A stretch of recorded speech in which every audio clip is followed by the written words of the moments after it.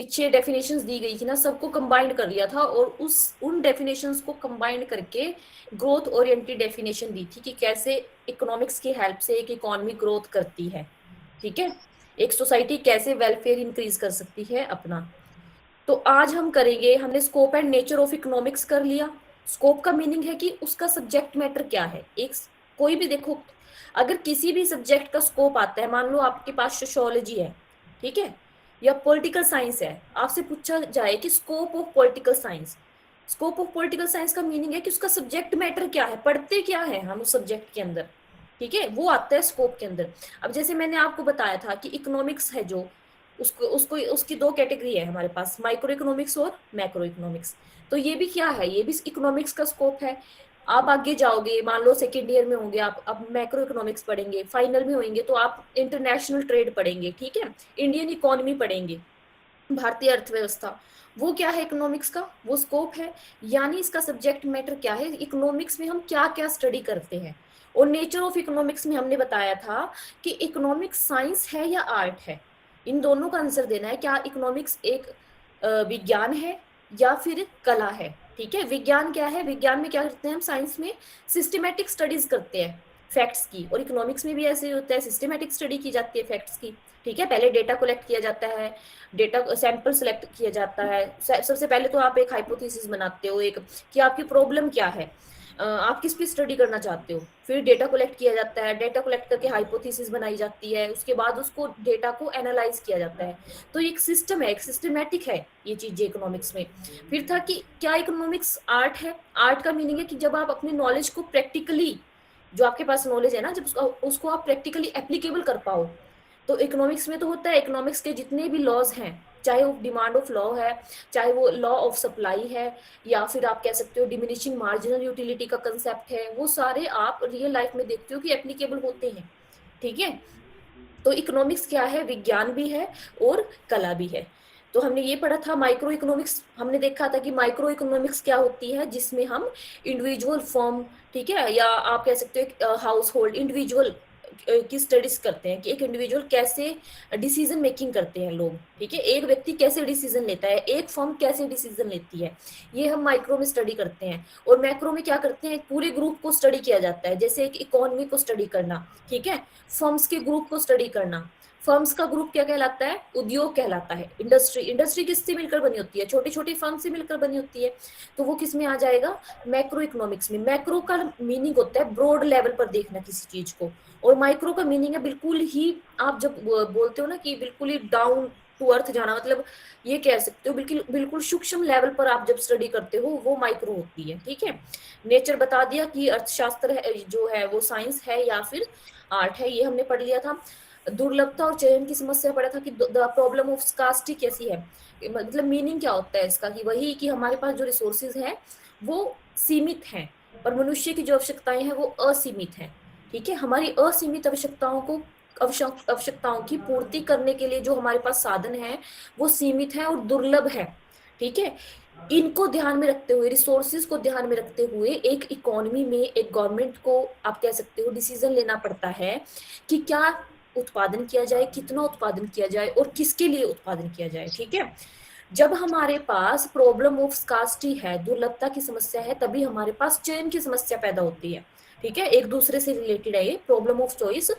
Problem of choice जब हमें ये सोचना पड़े कि हम क्या चीज खरीदे, जैसे मैंने उस दिन आपको बताया था कि आपके पास 500 रुपए है, उन 500 रुपए से तो चाहे आप पार्टी भी कर सकते हो, या फिर आप अपनी नीड के अकॉर्डिंग कोई जरूरत, जिस चीज की आपको जरूरत है वो आप खरीद सकते हो। बट जो रिसोर्स है वो तो लिमिटेड है ना, रुपए तो आपके पास सिर्फ 500 है, वो आपके ऊपर है कि आप उसको कैसे यूज करोगे, किस वे में यूज करोगे। ऐसे ही एक इकोनॉमी के अंदर डिसीजन लिया जाता है दुर्लभ संसाधनों को लेकर, कि ठीक है कि हमारे पास रिसोर्स सीमित हैं, अब हम क्या बनाएं।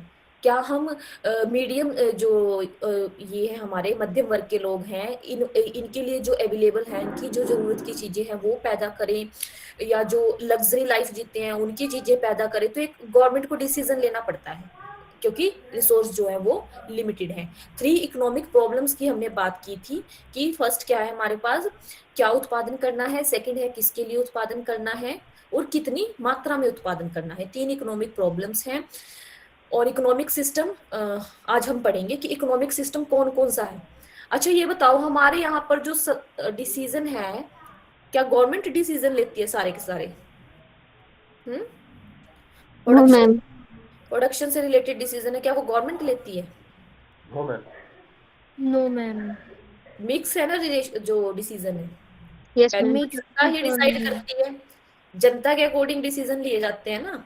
क्योंकि हमारे यहाँ पर क्या है, रिप्रेजेंटेटिव सिस्टम है पॉलिटी में, प्रतिनिधि है हमारे, हम अपने प्रतिनिधियों को चुनकर भेजते हैं ना सरकार में, वही हमारी डिमांड आगे रखते हैं गवर्नमेंट के आगे कि किस जनता को क्या चाहिए। ठीक है, तो आज हम इकोनॉमिक सिस्टम के बारे में पढ़ेंगे कि इकोनॉमिक सिस्टम होता क्या है, किस देश में किस प्रकार की आर्थिक प्रणाली है। ठीक है, इकोनॉमिक सिस्टम जिसमें हम रूल्स और रेगुलेशंस को स्टडी करते हैं कि एक जो सरकार है जब वो नीतियां बनाती है, ठीक है, वो कैसे एप्लीकेबल होती है, सिस्टम कैसे चलता है एक इकोनॉमी में, एक इकोनॉमी चलती कैसे है, वो इकोनॉमिक सिस्टम के अंदर आता है। ठीक है, एक सेकंड में निकाल लेती हूँ इकोनॉमिक सिस्टम को। हाँ जी, ये रहा। तो इकोनॉमिक सिस्टम भी किसी भी देश में आर्थिक क्रियाओं के संगठन पर प्रकाश डालता है इकोनॉमिक सिस्टम। आर्थिक क्रियाएं, इकोनॉमिक एक्टिविटीज मैंने आपको बताई थी कौन कौन सी है, consumption, production, distribution and exchange. ये आर्थिक क्रियाएं किस प्रकार संपन्न होंगी एक इकोनॉमी में, ये इकोनॉमिक सिस्टम के अंदर स्टडी किया जाता है। ठीक है, कितना कंज्यूम हुआ है, कितना प्रोडक्शन हुआ है, डिस्ट्रीब्यूशन कैसे हुआ है उस प्रोडक्शन का, जब डिस्ट्रीब्यूशन हो गया तो थोड़ा बहुत जो बच जाता है, क्या हमने उसको एक्सचेंज किया, एक्सपोर्ट इंपोर्ट किया हमने, ये सारा कुछ स्टडी किया जाता है इकोनॉमिक सिस्टम में। तो हमारे पास 3 इकोनॉमिक सिस्टम है। सबसे पहले है कैपिटलिस्ट इकोनॉमी, सोशलिस्ट इकोनॉमी, और थर्ड आती है मिक्स्ड इकोनॉमी, पूंजीवाद, समाजवाद, और थर्ड में है हमारे पास एक मिश्रित अर्थव्यवस्था।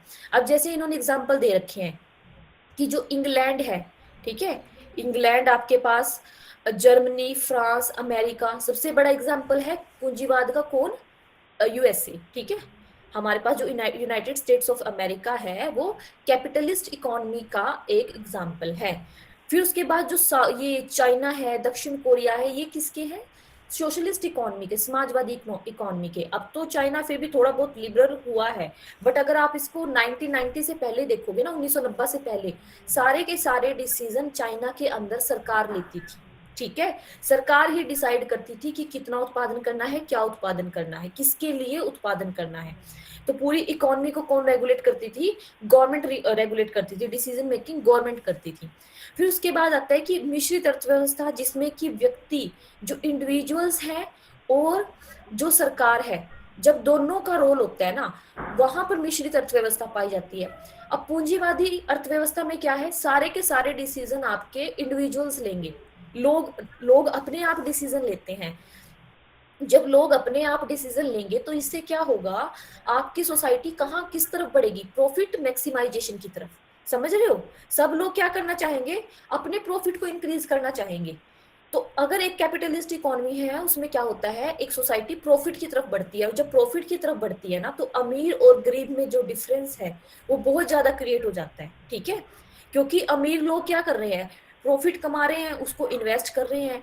गरीबों के हाथ में कुछ नहीं है, जो सारे के सारे रिसोर्सेज हैं वो किन के हाथ में सीमित हो जाएंगे, वो अमीर लोगों के हाथ में सीमित हो जाएंगे, सारे का सारा पैसा। यानी आप जैसे देखते हो ना कि कई बार क्या होता है कि सिर्फ 10% लोग होते हैं जिनके पास सारी की सारी इकोनॉमी का, आप कह सकते हो 90% जो एक इकोनॉमी का पैसा है, वो 10% लोगों के हाथों में होता है, और उसके बाद जो जनता बचती है वो सारी क्या है, गरीब है।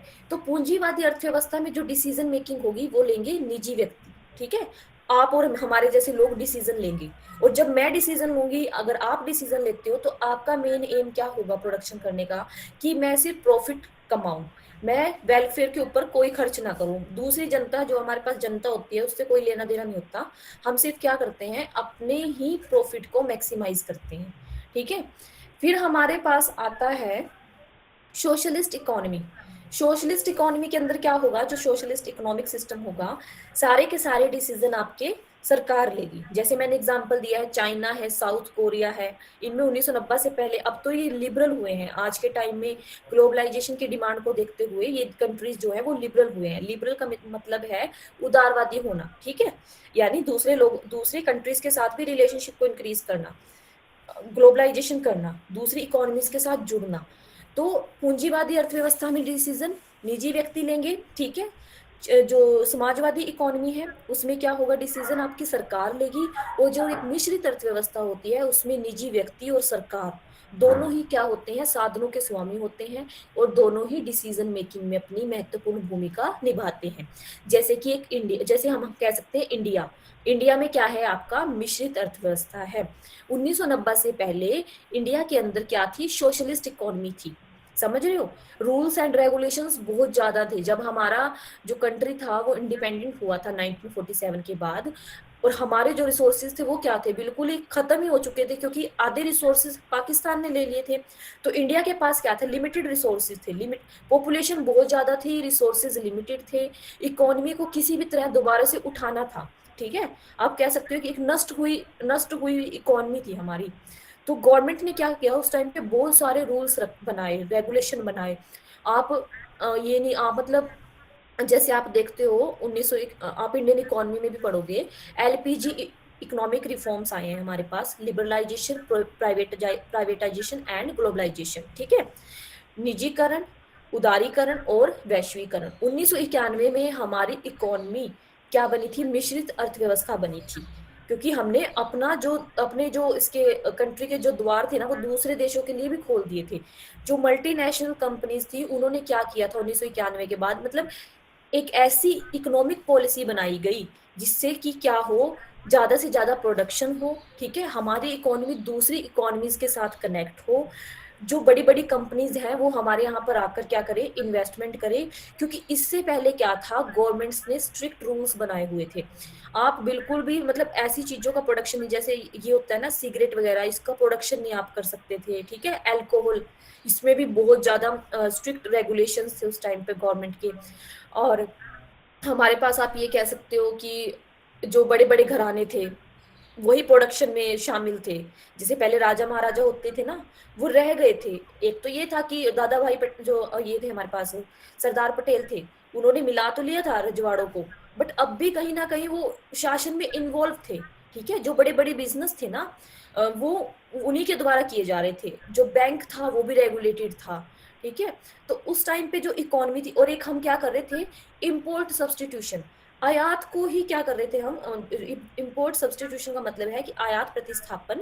हम क्या कर रहे थे, बाहर से हम कुछ नहीं मंगवा रहे थे, बाहर से हम थोड़ा बहुत ही मंगवाते थे। ज्यादा से ज्यादा प्रोडक्शन करने की कोशिश कर रहे थे कि हम बाहर की चीजें है ना जो अपने देश में ही पैदा कर सकें।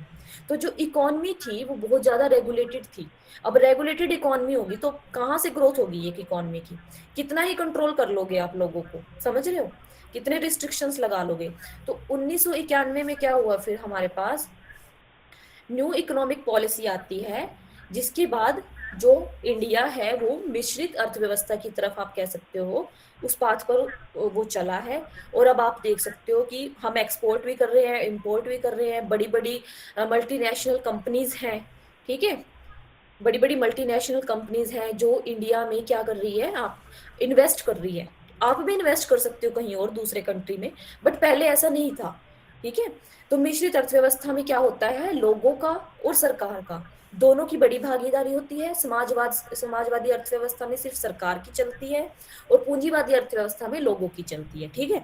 ये है आपकी आर्थिक प्रणालियां, यानी कि 3 इकोनॉमिक सिस्टम्स। आर्थिक प्रणाली का मतलब पता होना चाहिए आपको कि डेफिनेशन क्या है इकोनॉमिक सिस्टम की, ठीक है। अब इसमें आता है कि बेसिक एलिमेंट क्या होते हैं इकोनॉमिक सिस्टम में। इकोनॉमिक सिस्टम को चलाता कौन है इसके कोर एलिमेंट है जो, सबसे पहले लोग। इकोनॉमिक सिस्टम किससे मिलकर बनता है, लोगों से मिलकर बनता है। लोग होंगे तभी आप उनको रेगुलेट कर पाओगे, तभी आप चला पाओगे, ठीक है। फिर उसके बाद है रिसोर्सेज, आपके पास रिसोर्सेज होने चाहिए एक इकोनॉमिक सिस्टम को चलाने के लिए, तभी आप डिसीजन ले पाओगे। रिसोर्सेज में क्या आता है आपका, लैंड, लेबर, कैपिटल, ठीक है, एंटरप्रेन्योरशिप, ऑर्गेनाइजेशंस, मार्केट्स, ये आपके पास होनी चाहिए। फिर है रिटर्न्स। रिटर्न्स का मतलब है कि आपने कुछ भी जो इन्वेस्ट किया है उसका क्या रिटर्न मिला है, ठीक है। जैसे जो हमारे पास एंटरप्रेन्योर होते हैं वो करते हैं, प्रॉफिट मिलता है उनको, वो क्या करते हैं अपने प्रॉफिट को नेक्स्ट उसमें इन्वेस्ट कर देते हैं। तो ऐसे कर करके वो एक प्रॉफिट साइकिल बनता जाता है, वो प्रॉफिट कमाते रहते हैं, फिर उसको इन्वेस्ट करते रहते हैं।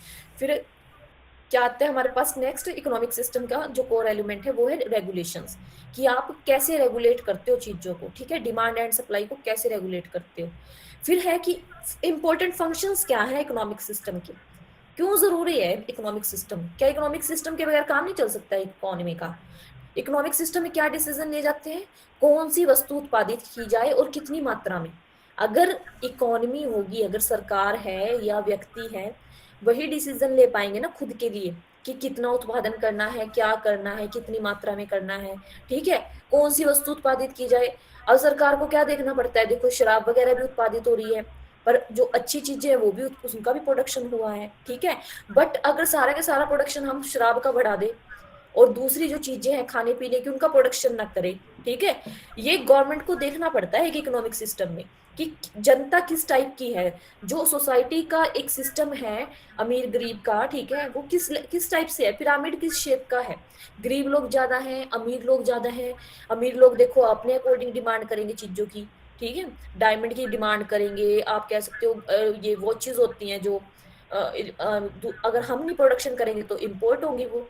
इम्पोर्ट ये कह सकते हो, जब इम्पोर्ट होगी तो अपना पैसा ही दूसरे देश में जाएगा ना।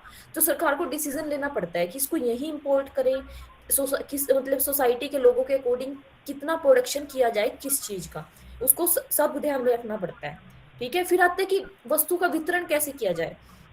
अब आपने प्रोडक्शन तो कर लिया, अब आप उनको डिस्ट्रीब्यूट कैसे करोगे, ठीक है, व्यापारियों को, उत्पादकों को, उपभोक्ताओं को, परिवारों को कैसे डिस्ट्रीब्यूट करोगे। ये डिसीजन कौन कौन लेती है, सरकार लेती है इकोनॉमिक सिस्टम के अंदर। इसलिए इकोनॉमिक सिस्टम इम्पोर्टेंट है, कौन सी वस्तु उत्पादन करनी है, कितनी मात्रा में उत्पादन करना है, ये निर्णय लेने के लिए, वस्तु का उत्पादन कैसे किया जाए, ठीक है, ये निर्णय लेने के लिए। और फिर जब वस्तुओं का उत्पादन आपने कर लिया है तो प्रोडक्शन कैसे वितरित किया जाए, ठीक है। जैसे आप देखते हो ना सार्वजनिक वितरण प्रणाली, पब्लिक डिस्ट्रीब्यूशन सिस्टम, इसमें क्या होता है, पब्लिक डिस्ट्रीब्यूशन सिस्टम में जो आपके गांव में डिपो खुल रखे हैं, डिपो होते हैं ना, जिसमें क्या मिलता है आपको, राशन मिलता है, कि अब जो बीपीएल कार्ड है किसी का उसको राशन मिलेगा। ये सब कौन करता है, गवर्नमेंट ही तो डिसीजन लेती है सोसाइटी को ध्यान में रख के। अगर अनाज मतलब आपको अनाज 2 रुपए किलो प्रोवाइड करवा दिया, जो बीपीएल लोग हैं चावल प्रोवाइड करवा दिए, अब प्रोडक्शन तो हो गया, उस प्रोडक्शन को डिस्ट्रीब्यूट कैसे करना है, ये डिसीजन किसके अंदर लिया जाएगा, इकोनॉमिक सिस्टम के अंदर लिया जाएगा। इकोनॉमिक सिस्टम के जो टाइप्स हैं वो हमने पढ़ लिए हैं, कैपिटलिस्ट इकोनॉमी, सोशलिस्ट और मिक्स्ड इकोनॉमी। फिर आगे कैपिटल, इनकी ना अपनी अपनी विशेषताएं हैं, कुछ करेक्टरिस्टिक्स हैं। कैपिटल इकोनॉमी की अपनी कुछ विशेषताएं हैं, उसकी कमियां भी हैं। ऐसे ही समाजवादी इकोनॉमी की विशेषताएं हैं, फिर उसकी कमियां हैं। फिर उसके बाद मिश्रित इकोनॉमी है हमारे पास, ठीक है। तो सबसे पहले आते हैं करेक्टरिस्टिक्स ऑफ कैपिटलिस्ट इकोनॉमी। क्या होती है इसकी करेक्टरिस्टिक्स, कैसे पता चलेगा कि यहाँ पर पूंजीवाद ही है। जैसे अमेरिका है, वहां पर पूंजीवादी अर्थव्यवस्था है, हमें कैसे पता चलेगा। उसके क्या रहेंगे कोर एलिमेंट्स, सबसे पहले प्राइवेट ओनरशिप, ठीक है, निजी व्यक्ति है, निजी स्वामित्व है, वो ज्यादा होगा। रिसोर्सेज पर किसका कब्जा होगा, लोगों का कब्जा होगा। निजी मतलब आप कह सकते हो आप जितनी मर्जी प्रॉपर्टी एक्वायर कर लो, अब मैं इंडिविजुअल हूँ, मेरी खुद का मेरा प्राइवेट कॉलेज है या मैं कोई प्राइवेट यूनिवर्सिटी रन कर रही हूँ, ठीक है, तो मैं किस में हूँ, कैपिटलिस्ट इकोनॉमी के अंदर हूँ। ये कैपिटलिस्ट इकोनॉमी की विशेषताएं हैं। कंज्यूमर सोवर्निटी, कंज्यूम उपभोक्ता की प्रभुसत्ता, कैपिटलिस्ट इकोनॉमी में पैदा ही वो चीज होती है जिसको कंज्यूमर डिमांड करता है, ठीक है। और कैपिटलिस्ट इकोनॉमी में, पूंजीवादी अर्थव्यवस्था में अमीर और गरीब का डिफरेंस इतना ज्यादा होता है। अब मैं अगर कैपिटलिस्ट इकोनॉमी में हूँ या आप हो अमेरिका में हो, आप बहुत ज्यादा अमीर हो, तो आप क्या करोगे, अमीर लोग तो अमीरों वाली चीजों की डिमांड करेंगे ना, अमीर वाली जो वस्तुएं हैं महंगी महंगी उनकी डिमांड करेंगे, तो कंज्यूमर सोवर्निटी ज्यादा होती है। अब प्राइवेटाइजेशन है, जो निजीकरण है वो ज्यादा है, तो क्या होगा, और कंज्यूमर की सोवर्निटी है, उपभोक्ता की प्रभुसत्ता है, तो लोग सिर्फ प्रॉफिट कमाने के लिए ही वस्तुओं का उत्पादन करेंगे, वो वेलफेयर करने के लिए वस्तुओं का उत्पादन नहीं करेंगे, ठीक है। फिर आता है इनहेरिटेंस, उत्तराधिकार। आप क्या कर सकते हो, शिफ्ट कर सकते हो, मतलब जैसे किसी के पिता की डेथ हो जाती है तो उसको अपने पिता की प्रॉपर्टी जैसे मिलती है ना, उसकी संपत्ति मिल जाती है, ऐसे ही आप अपनी ओनरशिप को शिफ्ट कर सकते हो, ठीक है। Freedom to save and invest, capitalist economy में ये सबसे मेन इसका आप पॉइंट कह सकते हो, जिसकी वजह से ये कैपिटलिस्ट होती है, कि आपको सेव करने की और इन्वेस्ट करने की फ्रीडम होती है। आप जितना मर्जी चाहो आप संपत्ति को एक्वायर कर सकते हो, आपके ऊपर है कि आप कितना पैसे से पैसा बनाते हो, ठीक है। प्राइस मैकेनिज्म होता है। प्राइस मैकेनिज्म का मीनिंग है कि जब निजी लोग हैं सब अपने अपने प्रॉफिट का सोच रहे हैं, तो क्या होगा, डिमांड और जो सप्लाई की शक्तियां हैं, ठीक है, वो क्या करती हैं, वो डिसीजन लेती हैं कि कितना प्रोडक्शन करना है, कितना आप कह सकते हो कितनी मात्रा में करना है। प्राइस मैकेनिज्म में है कि जो अर्थव्यवस्था है ना वो फ्रीडमली काम करती है, स्वतंत्र रूप से। जहां पर डिमांड और सप्लाई एक दूसरे के इक्वल हो गई, वहीं पर आपका क्या होगा, प्रोडक्शन होगा। समझ में आया यहाँ तक? हाँ जी, हाँ जी बच्चों, समझ में आया? Yes ma'am. मैम सिक्स्थ वापिस से समझाना। सिक्स्थ कौन सा? प्रतियोगिताएं मैम, इसमें कंपटीशन से अभी लिख अभी रखा है। यहाँ तक तो पहुंचे नहीं है, प्रतियोगिता तक नहीं पहुंचे बच्चे। अभी तो हम प्राइस मैकेनिज्म पर हैं, ठीक है, कि जो पूंजीवादी अर्थव्यवस्था है उसमें डिसीजन मेकिंग कैसे होती है। हम ये तो कह रहे हैं कि लोग, निजी लोग होंगे, प्राइवेट होगा सब कुछ, बट डिसीजन कैसे होंगे, मांग और पूर्ति की शक्तियों द्वारा। जहां पर भी आपकी सप्लाई और डिमांड ज्यादा है, वहीं पर क्या होगा, आपका प्रोडक्शन होगा। ये आपका डिमांड कर्व है, ये आपका सप्लाई कर्व है, ठीक है। कैपिटलिस्ट इकोनॉमी में ऐसे वर्क करती है एक इकोनॉमी, ऐसे चलता है बाजार। जहां पर डिमांड और सप्लाई आपके इक्वल हो गए, वही आपकी क्या होगी, प्राइस वहीं पर सेट हो जाएगा कि इतने प्राइस पर हम इतनी क्वांटिटी को सेल करेंगे, ठीक है। फिर होता है कंपटीशन। अब भाई लोग हैं, देखो लोग डिसीजन मेकिंग कर रहे हैं, इसमें क्या होता है, एक दूसरे से आगे बढ़ने की होड़ होती है कि मैं भी प्रॉफिट कमा लूं, दूसरा सोचेगा मैं भी कमा लूं प्रॉफिट, मैं इतनी मतलब इतनी संपत्ति अर्जित कर लूं मैं, ठीक है। तो कैपिटलिस्ट इकोनॉमी में बहुत ज्यादा आप कह सकते हो कंपटीशन होता है, एक थ्रोट कट कंपटीशन होता है, गला काट प्रतियोगिता। हर कोई एक दूसरे से आगे निकलना चाहता है, ठीक है। फिर आता है कि इकोनॉमिक एक्टिविटीज है, उनको करने की फ्रीडम होती है। इकोनॉमिक एक्टिविटीज मैंने आपको बताया ही है, कंजप्शन, प्रोडक्शन, डिस्ट्रीब्यूशन, वितरण, ठीक है, और एक्सचेंज यानी विनिमय, इनको करने की फ्रीडम होती है कैपिटलिस्ट इकोनॉमी में। और इम्पोर्टेंट रोल ऑफ एंटरप्रेन्योर, इसमें एंटरप्रेन्योर का मेन रोल होता है, क्योंकि भाई लास्ट में एक एंटरप्रेन्योर है, उसी को प्रॉफिट बचता है, वो सबको दे देता है, लैंड को रेंट दे देगा, कैपिटल को इंटरेस्ट दे देगा, लेबर को वेजेस दे देगा, उसके पास क्या बचेंगे, प्रॉफिट। उन प्रॉफिट को उसको अपने पास रखना है या आगे इन्वेस्ट करना है, जितना ज्यादा वो इन्वेस्ट करेगा, ठीक है, उससे ज्यादा उसको प्रॉफिट मिलता जाएगा। तो एक एंटरप्रेन्योर की, उसके डिसीजन लेने की क्षमता की बहुत ज्यादा इंपॉर्टेंस होती है पूंजीवादी अर्थव्यवस्था में, ठीक है। व्यवसाय चुनने की स्वतंत्रता होती है, क्योंकि पूरी की पूरी तरह से आप कह सकते हो लोगों का राज है पूंजीवादी अर्थव्यवस्था में। इनइक्वालिटी ऑफ इनकम्स, ये सबसे बड़ा ड्रॉबैक है, क्योंकि यहाँ पर वेलफेयर की कोई, आप कह सकते हो वेलफेयर की कोई परिभाषा ही नहीं है कैपिटलिस्ट इकोनॉमी में। जब लोग प्रॉफिट की तरफ ही आप कह सकते हो कि अग्रसर हो रहे हैं, वो मेन उद्देश्य ही लाभ कमाना है। पूंजीवादी अर्थव्यवस्था का आप ये एक लाइन में आप कह सकते हो, जिसका उद्देश्य है, जिस अर्थव्यवस्था में लोगों का उद्देश्य है क्या होता है, लाभ कमाना होता है, वो पूंजीवादी अर्थव्यवस्था है, बस यहाँ से ध्यान में रख लो। और जब लोगों का उद्देश्य लाभ कमाना है ना, वो अपने स्वार्थ के बारे में सोचेंगे, तो इससे क्या होगा, अमीर और अमीर होता जाएगा, गरीब और ज्यादा गरीब होता जाएगा, ठीक है। और इसी कैपिटलिस्ट इकोनॉमी की डिस्ट्रॉयशन की बात किसने की है, कार्ल मार्क्स ने। आपने पॉलिटी वगैरह में अगर किसी ने ऑप्ट कर रखी है तो उसने पढ़ा होगा कि पूंजीवाद के खिलाफ था कार्ल मार्क्स। क्यों था, क्योंकि भाई इस अर्थव्यवस्था में जो धन है वो कुछ ही लोगों के हाथों में सीमित हो जाता है, ठीक है। बस बहुत ज्यादा, मतलब आप कह सकते हो थोड़े बहुत लोग होते हैं जो इतने ज्यादा अमीर होते हैं, जिनपे आप कह सकते हो कि 90% लोगों की प्रॉपर्टी होती है 10% लोगों के हाथ में। तो इसलिए जो कार्ल मार्क्स था वो पूंजीवाद के खिलाफ था, वो समाजवाद को लेकर आना चाहता था। समाजवाद भी नहीं बोलोगे आप, साम्यवाद को, कम्युनिज्म, उसको लेकर आना चाहता था। कम्युनिज्म है जहां पर समाजवाद और पूंजीवाद का बिल्कुल ही अंत हो जाए, ठीक है, वो होता है कम्युनिज्म। तो आय की असमानता देखने को मिलती है। Absence of central planning, central planning का मतलब है कि गवर्नमेंट जब रेगुलेशंस बनाए, केंद्रीय नियोजन का अभाव। भाई यहाँ पर तो लोग ही लोग हैं, यहाँ पर तो लोग खुद से डिसीजन ले रहे हैं, गवर्नमेंट का यहाँ पर कोई रोल नहीं होता, ठीक है। सरकारी हस्तक्षेप की जो भूमिका है वो नेग्लेक्ट होती है यहाँ पे, सरकार की लिमिटेड रोल ऑफ गवर्नमेंट, ठीक है, सरकारी जो रोल है वो लिमिटेड होता है। ये है भाई हमारे इसके ड्रॉबैक। फिर आता है सोशलिस्टिक इकोनॉमिक सिस्टम, समाजवादी आर्थिक प्रणाली। समाजवादी आर्थिक प्रणाली जिसमें बहुत सी क्या करेंगे हम, ऐसी आर्थिक प्रणाली जिसमें उत्पादन के साधनों पर सरकार का या तो अधिकार रहता है या उसके नियंत्रण में रहते हैं। जैसे 1990 से पहले चाइना था, 1990 से पहले भारत था। यहाँ पर सारे के सारे डिसीजन मेकिंग सरकार करती थी, ठीक है। तो समाजवादी जो आर्थिक प्रणाली है उसकी खुद की विशेषताएं हैं, कैरेक्टरिस्टिक्स हैं सोशलिस्ट इकोनॉमी की। सबसे पहले है, अब सरकार का ही स्वामित्व है, तो आप इसी को हेडिंग बना दोगे कि सरकार की जो भूमिका होती है वो मेन होती है। सरकार ही डिसीजन मेकिंग करती है, क्या उत्पादन करना है, कितना करना है और किसके लिए करना है।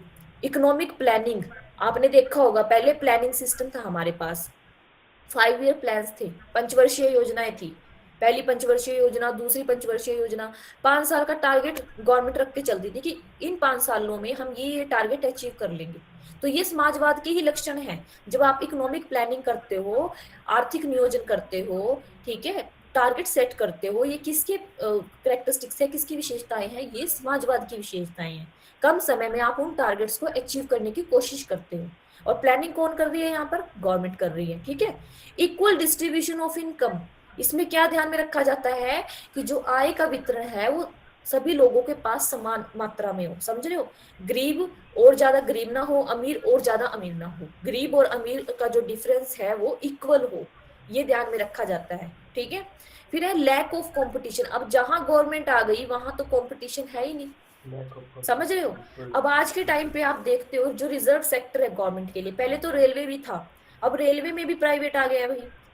तेजस वगैरह थी, पहले प्राइवेट ट्रेन थी तेजस, वो गवर्नमेंट ने जो है वो कह सकते हो कि चालू की थी। तो प्राइवेट रेलवे का भी प्राइवेटाइजेशन हुआ है। आपके बैंक का कह सकते हो, बैंक प्राइवेट्स हुए हैं, ठीक है। और थर्ड आप बोलोगे जैसे, हाँ, एक एक सेक्टर है हमारे यहाँ पर, एटॉमिक एनर्जी, जो परमाणु एनर्जी है ना, जो परमाणु बनाते हैं, जो परमाणु ऊर्जा बनाते हैं, उसमें अभी तक सरकार का ही रोल है, उसमें प्राइवेट सेक्टर अभी आया नहीं है, ठीक है, एटॉमिक एनर्जी बनाने में। तो इसमें क्या होता है, सोशलिस्ट इकोनॉमी में प्रतियोगिता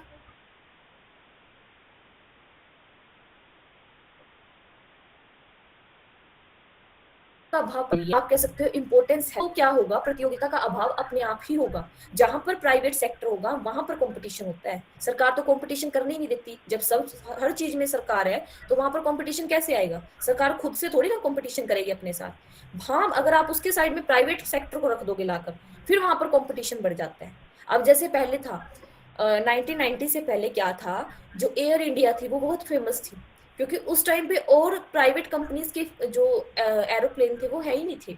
बट आप आज देख सकते हो, इंडिगो है हमारे पास, ठीक है, एक हमारे पास विस्तारा है, ये प्राइवेट जेट है, ये सॉरी प्राइवेट एरोप्लेन है ये, जो क्या कर रहे हैं, आपको हवाई यात्रा आपको उपलब्ध करवा रहे हैं। तो यहाँ पर क्या, इसके गवर्नमेंट के कॉम्पिटिटर खड़े हो गए हैं एयर इंडिया के, जो बहुत अच्छी फैसिलिटी में लोगों को सुविधाएं प्राप्त करवा रहे हैं, ठीक है। ये कैसे हुआ है, ये मिक्स्ड इकोनॉमी में हुआ है, जब आपका प्राइवेट सेक्टर भी आया है, जो हमारी कंट्री में अब है। बट 1990 से पहले एयर इंडिया था, 1990 से पहले ये आप कह सकते हो रेलवे था, इंडिया का रेलवे है ना वो था।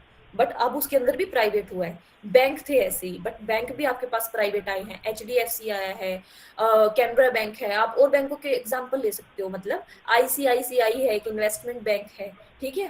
प्राइवेटाइजेशन हुआ है 1990 के बाद। तो सोशलिस्ट इकोनॉमी में क्या होता है, हमारे पास सरकार का स्वामित्व होता है, इकोनॉमिक प्लानिंग पाई जाती है, जो सरकार है वो इकोनॉमिक प्लानिंग से आगे बढ़ती है, टारगेट्स को अचीव करने की कोशिश करती है लिमिटेड टाइम में।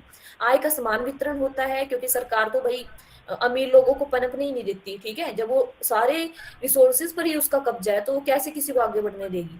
फिर आता है कि लैक ऑफ कंपटीशन है, क्योंकि प्राइवेट सेक्टर नहीं है, ठीक है। व्यवसाय चुनने की स्वतंत्रता, freedom of occupation is absent, इसमें लोगों को मतलब सरकार रिस्ट्रिक्शन लगा कर रखती है। जैसे मैंने अब बताया कि एटॉमिक एनर्जी है, उसको गवर्नमेंट ही प्रोड्यूस कर रही है अब तक, तो उसमें तो प्राइवेट सेक्टर नहीं आया, तो वहां पर क्या है, फ्रीडम ऑफ ऑक्यूपेशन क्या है, एब्सेंट है।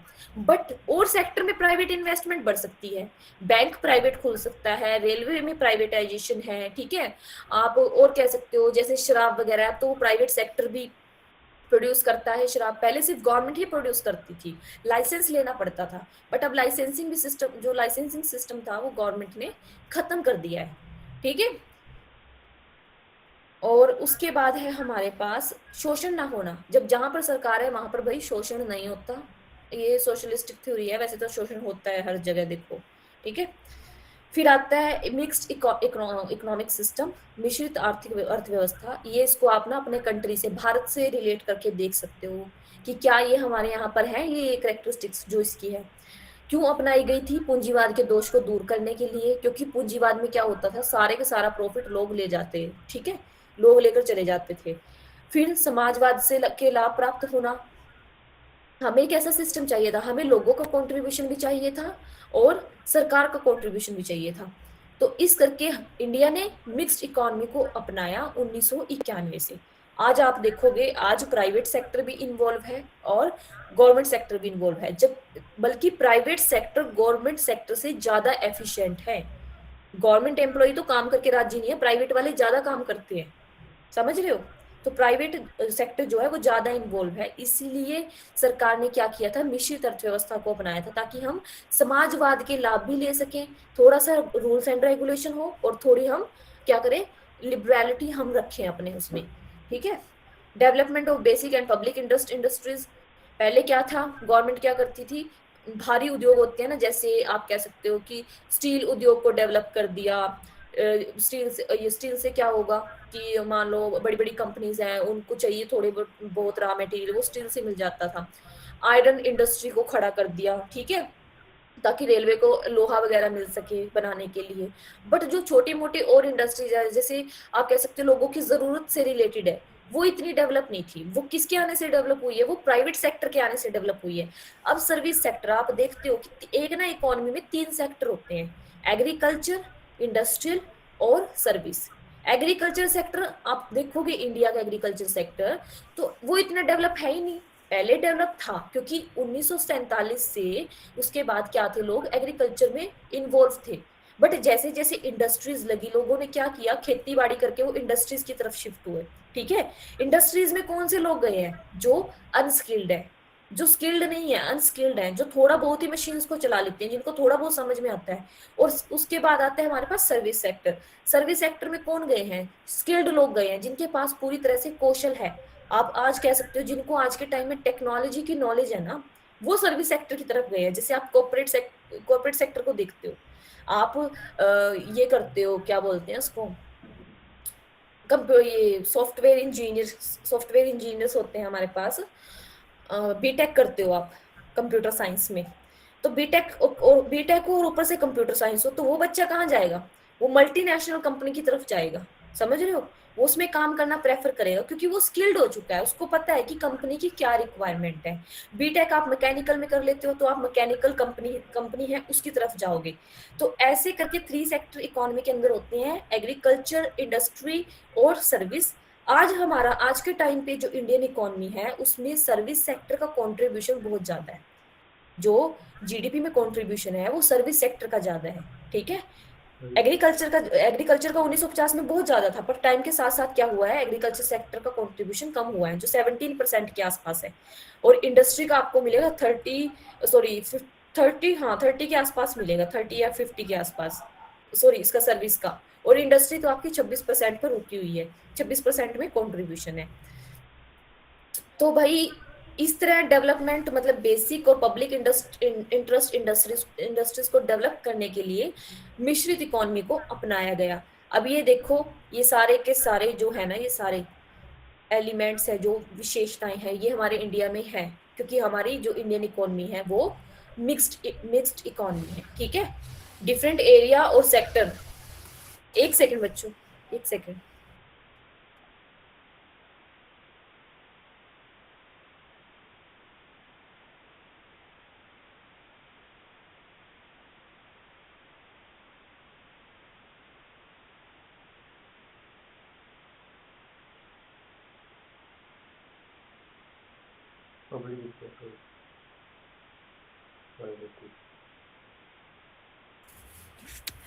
हेलो, हाँ जी, यहाँ तक समझ में आया आपको?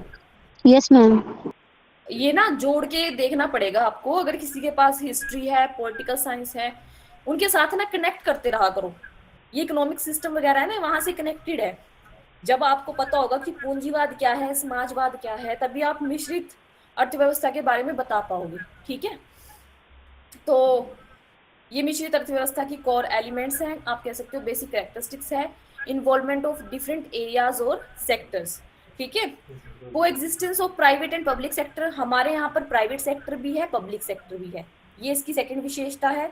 पब्लिक इंटरेस्ट ऑन प्रायोरिटी, सार्वजनिक हित सर्वोपरि, यही गवर्नमेंट का लक्ष्य है भाई, कि सार्वजनिक हित मतलब जो लोगों के हित हैं, जो लोगों के इंटरेस्ट हैं, उनको ही सबसे ऊपर रखना है। ठीक है, सरकार क्या करती है, निजी क्षेत्र के साथ मिलकर कार्य करती है, दोनों एक दूसरे के साथ क्या करते हैं, अच्छे से कोऑपरेटिव बिहेवियर होता है, दोनों मिलजुल कर काम करते हैं।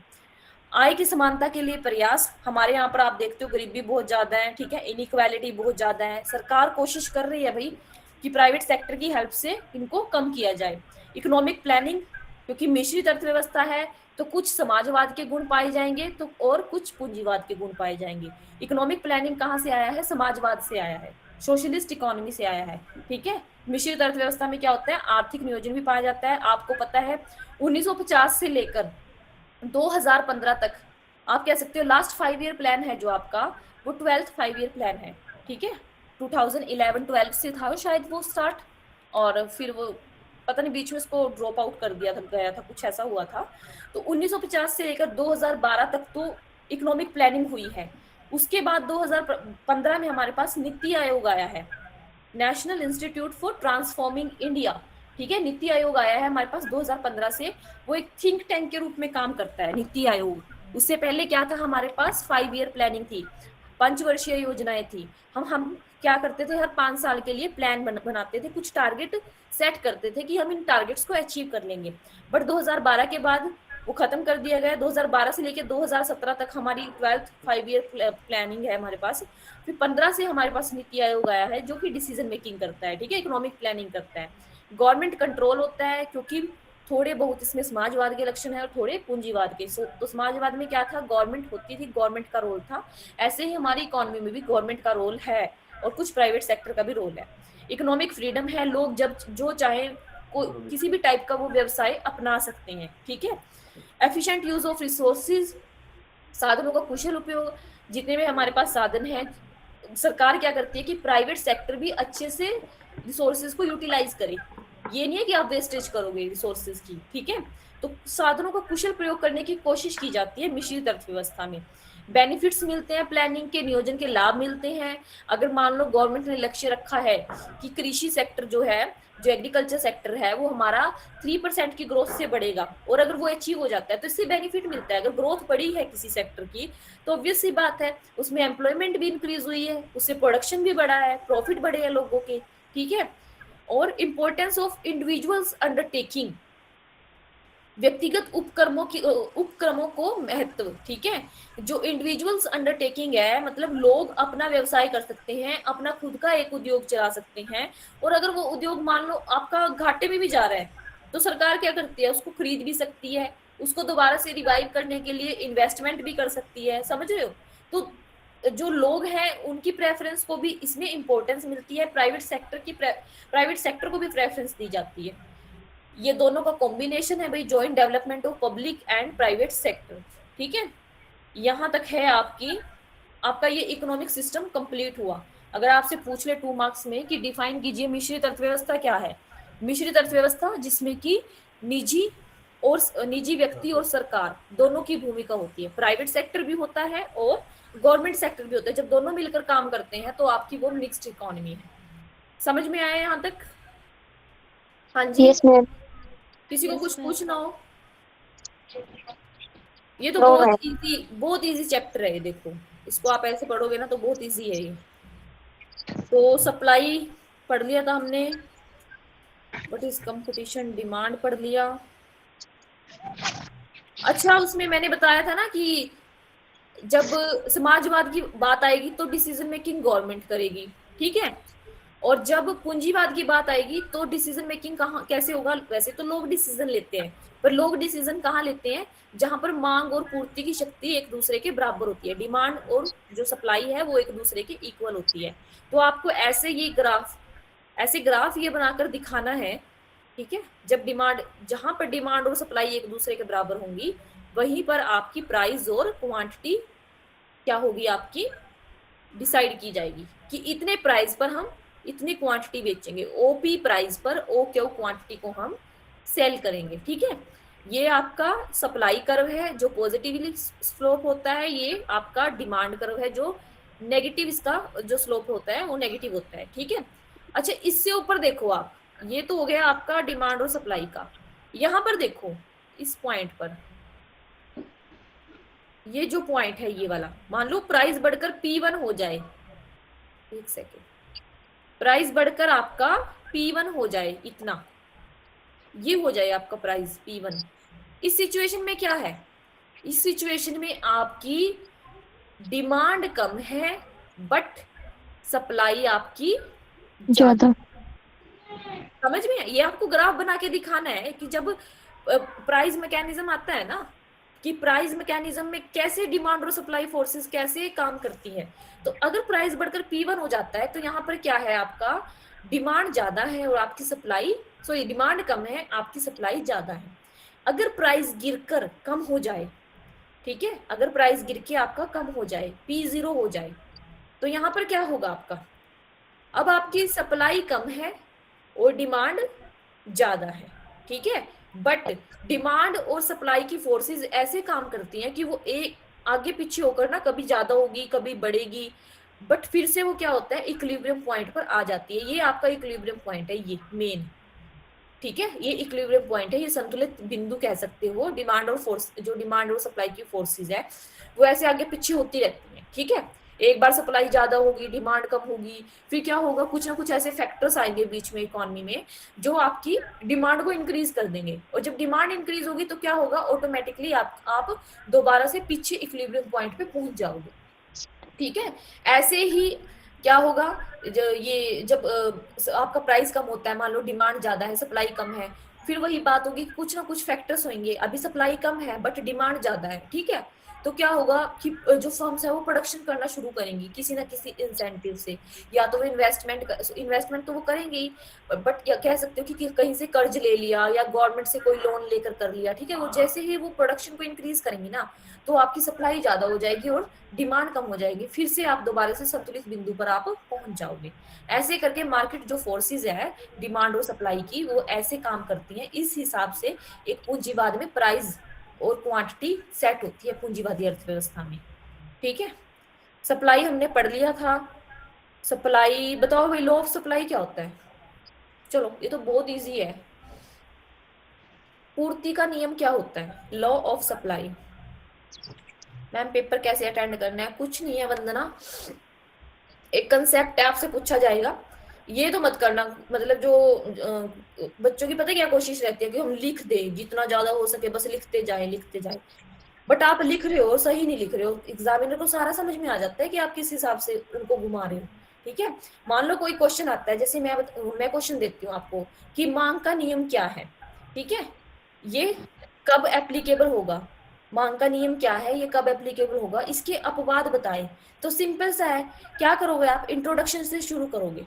इंट्रो में आप मांग के बारे में बताओगे कि मांग होती क्या है, समझ रहे हो, डिमांड कहते किसको है, डिमांड क्या है, क्वांटिटी डिमांडेड क्या है, ये बता के आप इंट्रोडक्शन में फिर आप लॉ ऑफ डिमांड पर आ जाओगे। लॉ ऑफ डिमांड की आप डेफिनेशन दोगे कि अन्य बातें समान रहने पर जब किसी वस्तु की कीमत के कम होने से उसकी मांग बढ़ जाती है या कीमत के बढ़ने से उसकी डिमांड कम हो जाती है, ये मांग का नियम है। ये आपने मांग का नियम बताया। इसके नीचे आप क्या करोगे, एक एक अच्छे से आप कह सकते हो इकोनॉमिस्ट की डेफिनेशन लिख दोगे अगर आपको पता होगी। ठीक है, मान लो सैमुअल्सन है कि अकॉर्डिंग टू सैमुअल्सन उसने ये बताया, मांग का नियम का बताकर आप फिर आप ये बताओगे कि इसकी मान्यताएं क्या है। मैंने आपको पहले भी बता रखा है कि इकोनॉमिक के जो लॉज हैं, जितने भी नियम हैं, वो कुछ ना कुछ मान्यताओं के ऊपर टिके हुए हैं। वो एजम्पशंस आपको पेपर में लिखनी है। ठीक है, चाहे law of diminishing marginal utility आ जाए, घटती सीमांत उपयोगिता का नियम, वो भी मान्यताओं के ऊपर आधारित है, उसकी मान्यताएं लिखनी पड़ेंगी, एजम्पशंस लिखनी पड़ेंगी। चाहे आपके घटते बढ़ते अनुपात का नियम आ जाए, वो भी मान्यताओं के ऊपर आधारित है। ठीक है, लॉ ऑफ डिमांड बताओगे, लॉ ऑफ डिमांड के बाद उसकी एजम्पशन बताओगे, कौन कौन सी एजम्पशन है। ठीक है, फिर आप बताओगे कि मांग का नियम एप्लीकेबल कब होता है, ये इसका जो स्लोप है वो डाउनवर्ड स्लोपिंग क्यों होता है, नीचे की ओर झुकता हुआ क्यों होता है, उसकी रीजन बताओगे आप, ठीक है। फिर आप ये बताओगे कि कहाँ एप्लीकेबल नहीं होता, मांग के नियम के अपवाद कौन से हैं। जैसे मैंने आपको बताया था कि गिवन गुड्स होती हैं, विलासिता की वस्तुएं हैं, ठीक है, या अज्ञानता है, एक इग्नोरेंस है, एक उपभोक्ता को पता ही नहीं है मार्केट में क्या रेट चल रहा है किसी प्राइस किसी चीज का, कमोडिटी का। हाँ जी वंदना, कुछ कहना है आपको?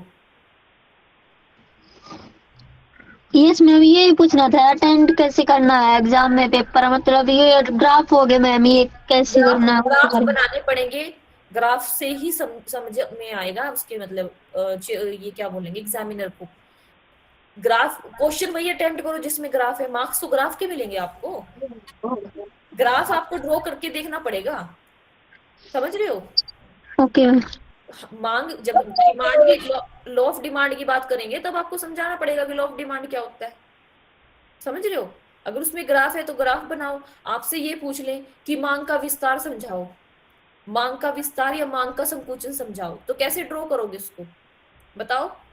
मैं आपसे पूछ लेती हूँ कि मांग में संकुचन और विस्तार को बताओ। आप तो पहले यही बताओगे कि मांग का संकुचन होता क्या है, कॉन्ट्रैक्शन ऑफ डिमांड क्या है।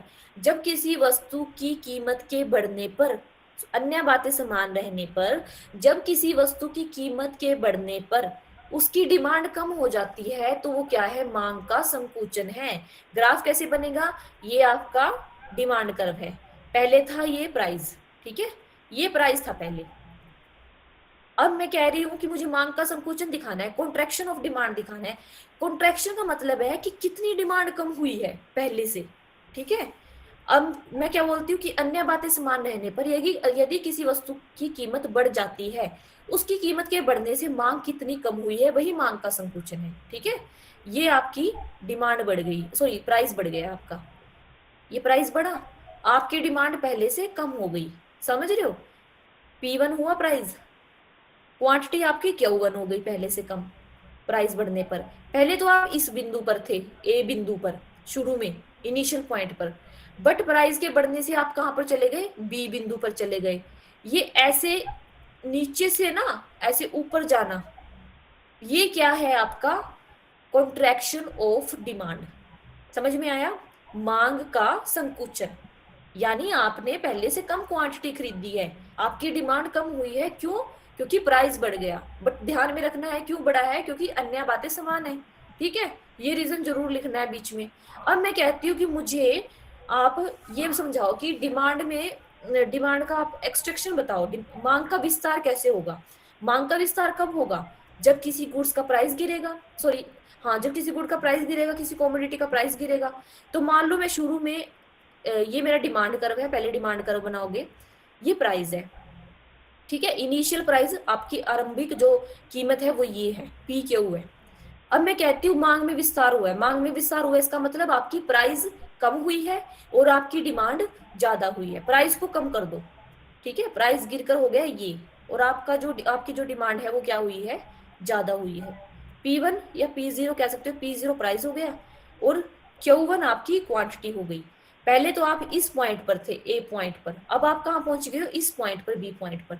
तो ये जो नीचे की ओर है ना, आप नीचे की ओर गए हो ए पॉइंट से बी पॉइंट पर, ये आपका मांग का विस्तार है, मांग एक्सट्रैक्शन ऑफ डिमांड है, ठीक है। ऐसे समझाना पड़ेगा एग्जामिनर को। और फिर इसकी ग्राफ की आप लिख दो कि चित्र में ओ वाई जो ओ वाई एक्सिस है उस पर कीमत को लिया गया है, ओ एक्सिस पर आपने ये बताना होता है कि ओ एक्स पर क्या लिया है, ओ वाई पर क्या लिया है। मैंने सबसे पहले आपको बताया था कि कभी भी आप डायग्राम बनाते हो तो सबसे पहले तो यहाँ लिखो कि लिया क्या है, रिलेशनशिप किसका है ये। जैसे अगर हम डिमांड की बात कर रहे हैं तो रिलेशनशिप किसका है, प्राइस और क्वांटिटी डिमांडेड का, ठीक है, मांग और कीमत का रिलेशनशिप है। तो मैं पहले बताऊंगी कि ओ एक्स पर मैंने क्या लिया है, ओ वाई एक्सिस पर मैंने क्या लिया है। तो ये बताकर आप इसकी ग्राफ की ना व्याख्या करनी होती है। जब आप डायग्राम बना देते हो तो नीचे लिखना होता है कि इसमें हो क्या रहा है, एग्जामिनर को समझाना है। मैं क्या लिखूंगी कि शुरू में मैं क्या करती हूँ कि पी, जब कीमत पी है तो मैं क्या करती हूँ, ओपी कीमत पर ओ क्यू मात्रा खरीदती हूँ किसी कॉमोडिटी की। बट जैसे ही जो कीमत गिरकर P0 हो जाती है, ठीक है, अगर कीमत गिरकर P0 हो जाती है तो मैं क्या करती हूँ, P0 कीमत पर Q1 क्वांटिटी को खरीदती हूँ। ये जो Q से Q1 क्वांटिटी हुई है ना, यही मांग का विस्तार है, यही आपका एक्सट्रैक्शन ऑफ डिमांड है।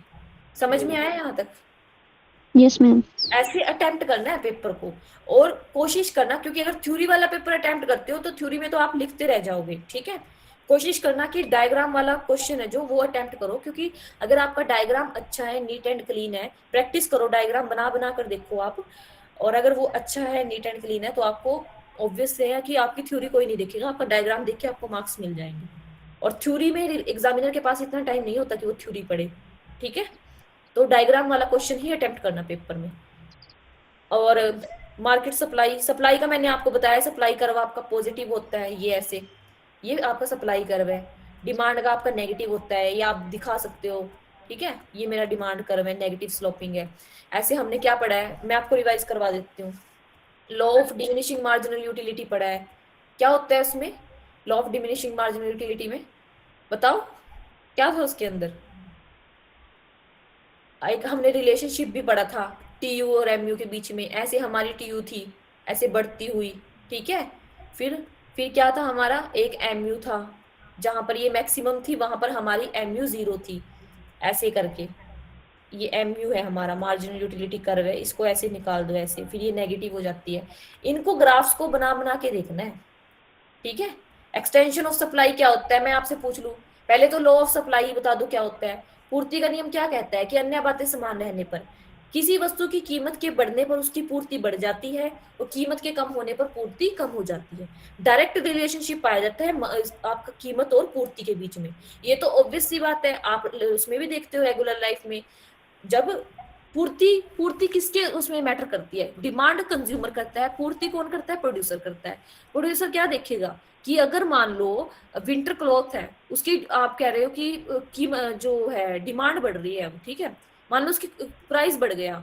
जैकेट है, आप जैकेट पहनते हो विंटर में, उसका प्राइस इंक्रीज हुआ, तो सप्लायर्स क्या करेंगे, उसकी सप्लाई बढ़ा देंगे, ठीक है। प्राइस के बढ़ने से सप्लाई बढ़ गई, प्राइस के कम होने से सप्लाई कम हो गई, ये होती है आपकी पूर्ति।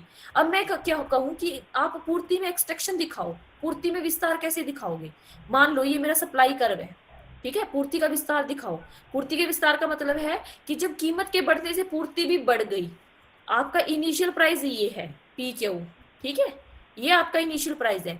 आपको दिखाना है पूर्ति का विस्तार, कीमत के बढ़ने से पूर्ति बढ़ गई, प्राइस को बढ़ा दो, ये बढ़ गई आपकी प्राइस, और ये हो गई आपकी क्वांटिटी, यानी कि आपकी सप्लाई कह सकते हो। तो ये क्या है आपका, पहले आप इस पॉइंट पर थे, ए पॉइंट पर, यहाँ पहले तो आप यहाँ थे, यहाँ, अब आप यहाँ पहुंच गए हो, तो ये ऐसे नीचे से ऊपर जाना, ये क्या है आपका पूर्ति का विस्तार। समझ में आया? कैसे बताएंगे पूर्ति के विस्तार को? अब मैं कहती हूँ कि पूर्ति ये कॉन्ट्रैक्शन ऑफ सप्लाई दिखाओ, पूर्ति कम हुई है, क्या करूंगी, सप्लाई कर्व बनाऊंगी। ये मेरा इनिशियल प्राइस है, शुरू में इतनी मैंने क्वांटिटी को सेल कर दिया, ओपी प्राइस पर इतनी क्वांटिटी को एक विक्रेता ने सेल कर दिया, ठीक है। मैं कह रही हूँ कि मुझे पूर्ति का संकुचन दिखाना है, यानी कि कीमत के कम होने पर सप्लाई भी कम हो गई। आप क्या करोगे, नीचे प्राइस कर्व बनाओगे, प्राइस लाइन लिए, इसको ऐसे कर दिया। अब देखो आप, कीमत कम हुई तो आपकी क्वांटिटी भी कम हो गई, पहले से इतनी कीमत गिरी है तो आपकी क्वांटिटी भी इतनी कम हुई है। ऐसे आपको बताना है, एग्जामिनर को ऐसे समझाना है कि हाँ आपको कंसेप्ट क्लियर है, ठीक है। किसी को कुछ पूछना हो? हाँ जी, मैं आपको लिंक शेयर करती हूँ। और आपके पास कोई वो फॉर्म है, फीडबैक फॉर्म, कुछ आता है फीडबैक फॉर्म जब आप ये अटेंडेंस फॉर्म फिल करते हो?